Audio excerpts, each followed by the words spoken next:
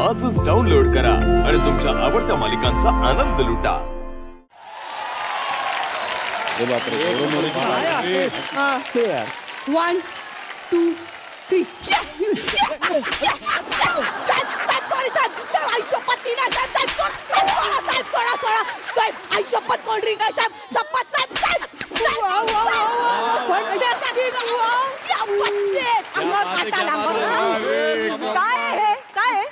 Acting आहे.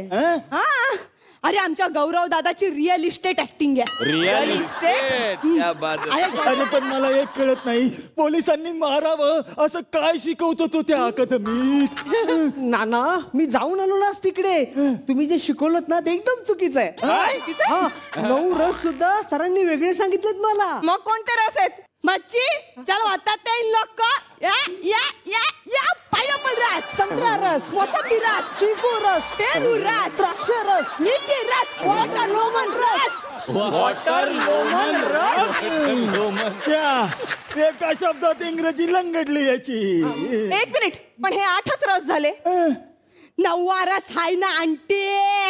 असे सगळे रस एकत्र करायचे.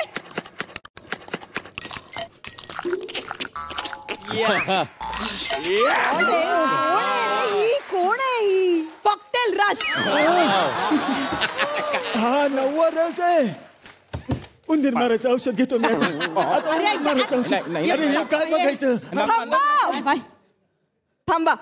आई आई आई तुम्ही अरे हे राहून दे. शांत शांत व्हा. आपण सगळे एक एक चमचा विष पिऊया. आई मला ऐक माझं. तू त्याच्या टीम मध्ये जायचं नाहीस, नाहीतर आम्ही सगळे विष पिऊ. अगं पण का? का काय? अरे तुझी आई संगीत नाटकात काम करते रे. संगीत नाटक बोले तो.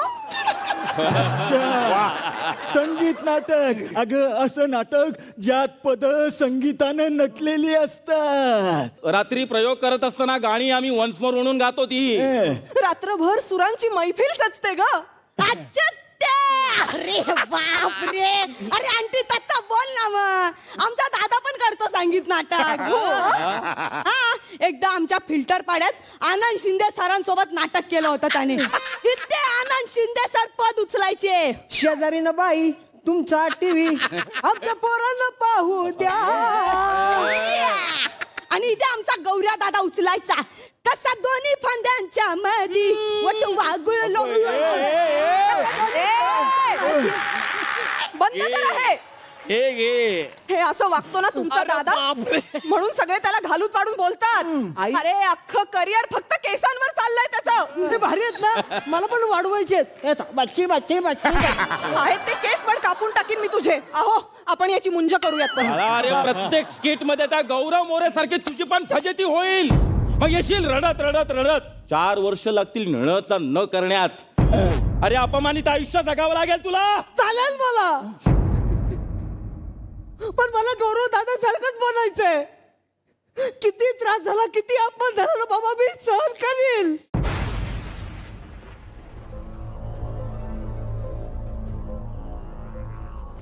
प्रवेश, आता होशील बघ तू त्या गौरव मोरे सारखा. अरे गौरव मोरे व्हायचं म्हणजे खूप अपमान सहन करावा लागतो. त्याच्यासाठी जिगरा लागतो, तो त्याच्याकडे आहे. आमच्या सारख्यांकडे नाही रे बाबा. नाही बाळा, तुला मला बाप जाद्यांपासून नाटकाची परंपरा लाभलीये. पण आज गौरवमुळे 10x10 मधला मुलगा पण सुपरस्टार होण्याची स्वप्न बघू शकतो.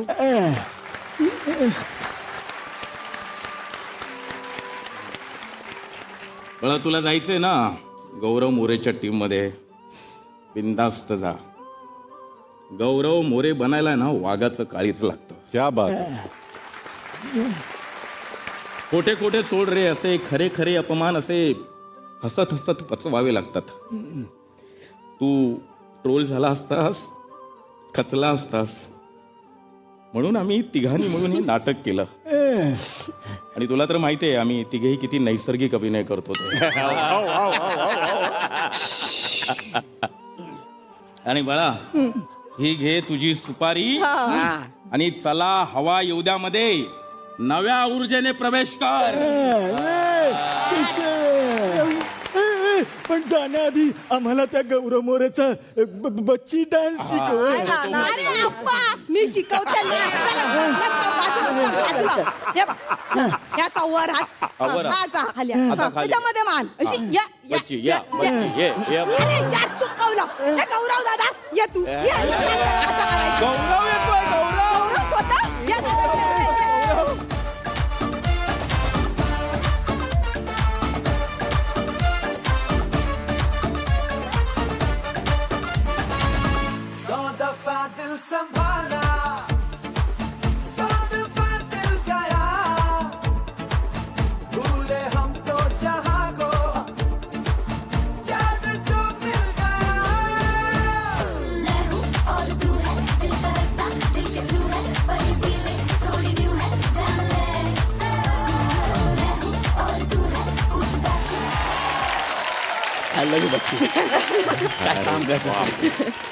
थँक्यू.